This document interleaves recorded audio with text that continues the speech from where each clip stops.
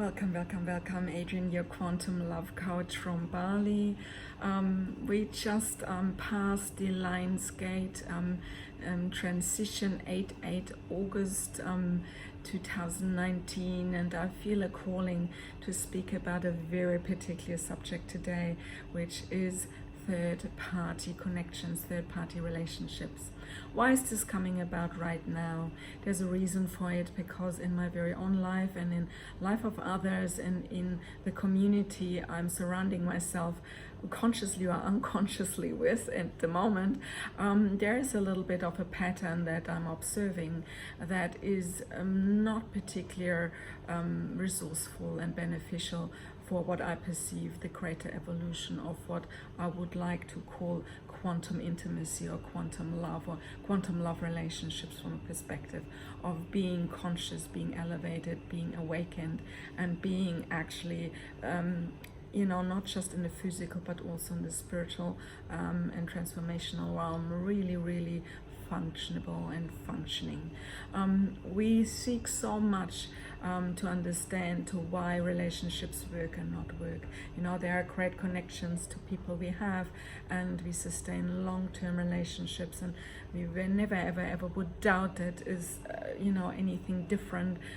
Both parties are committed and do not want to have other partners in the game, and yet obviously when changes happen and when we are feeling these things lose their meaning and they lose touch in our life, and we're moving on, and particularly under the light that so much happens online, so many people meet online, and this desire to go from the online space into the physical space is still very high. I mean, I have experienced people who are very comfortable and very out there, feel very satisfied, chatting and being in the quantum and the in the more fifth dimensional space with people, and not needing even physical sexual or intimate contact with them in order to feel that they are satisfied and fulfilled with what kind of significance and love and connection they're creating between each other.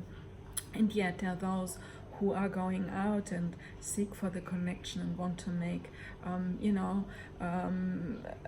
move in being involved and having that sense of belonging and creating difference and meaning and the cherishing and the caressing and all the wonderful things we have together, even if we don't say we are committed, we are ready to say yes to this relationship on a more substantial, existential and personal, private level.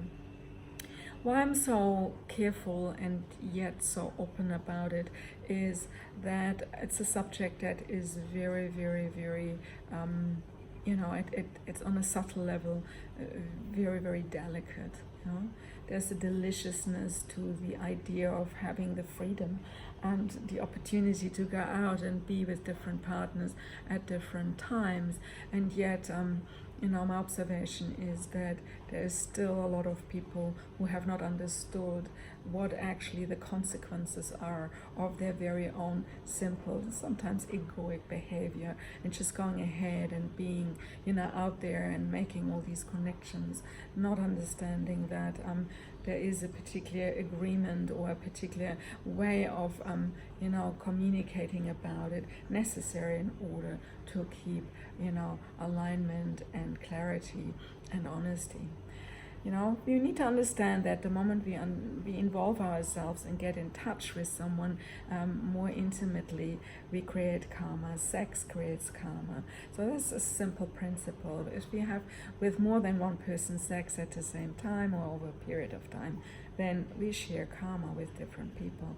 Many people don't understand, many men in particular I have met in recent times, don't understand that actually that karma they share with another woman is not just influencing their own karmic body, but is transmitted to the person who could be a third-party player. Whether she or he knows or not, this is suddenly a triad relationship that affects all three of these beings equally as one karmic unit.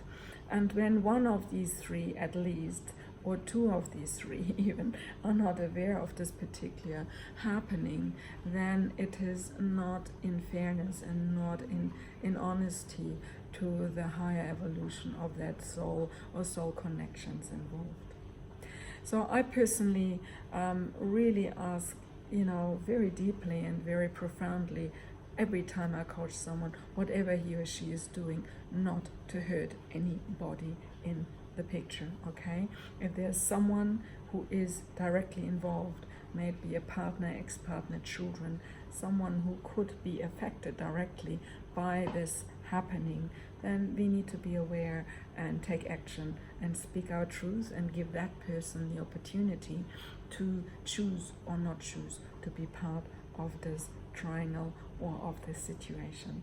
Even a child, when it observes mother or father being involved in something where this child, he or she, is not comfortable with, I think as parents nowadays, we need to accept the decision of our children or of our child not wanting to be in the physical realm or in the closer realm of this happening.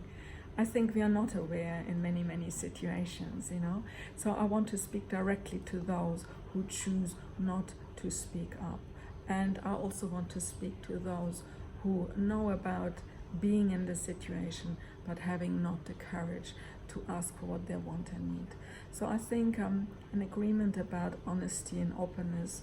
Secondly, giving each other, a fair stand to where we want to go in this, process, and whether this is, a short-term decision or whether that is something that hopefully helps and leads to a greater decision about the relationship to happen or not to happen. And number 3, we need to understand, that each party has ultimately the freedom to move into the direction of their very highest good and their very highest own evolution. And that, from a consciousness place, is what creates an evolution in us human beings and in our relationships as conscious relationships, as quantum relationships, we really, really, really want to enforce. So my prayer and my endeavor as quantum love coach and as love coach overall is that we are stepping up and take responsibility and be not, victims or particular players of a situation that hurts others, but create awareness, choose wisely, and ultimately understand that the karmic and the existential consequences of our decisions are not just short-term, they can potentially carry on for quite some time, for some people a lifetime, if it's not healed properly and deeply. So thank you for listening, and I just wanted to raise a few thoughts about this because I observe a lot of this happening at the moment, and it is not always, something we need to not speak about because it is a taboo subject. Yes, I think it's time we speak about it because we have choices and we can make changes around, the level of quality of intimate relationships we want to attract and conduct in our life. I'm here in Bali. I'm preparing for my next quantum intimacy process in Shambhala Resort up in North Bali in Techakula. And if you're interested to check out all the details on my website is the Love Coach Retreats page. The details are below. And if you want to get in touch with me for a discovery session, please, email me or book directly half an hour free consultation, a discovery session with me via my homepage on my website www.quantumlovecoach.com, and other URLs are listed down below. Wishing you a fantastic time, a fantastic weekend leading into a astrologically very powerful week. We have a full moon coming up next Thursday, which is very powerful in Aquarius, and it's Uranian energy. It's looking into the future, being visionary, holding a space for something we really want to co-create and existentially bring into motion together as one collective source of beautiful human energy. So I'm here to support you on your journey in love and life, and potentially in business and the creation of your miracles. So please reach out. I'm looking forward to be your facilitator and conductor for the design and co-creation of your love life. Thank you. Greetings from Bali and namaste.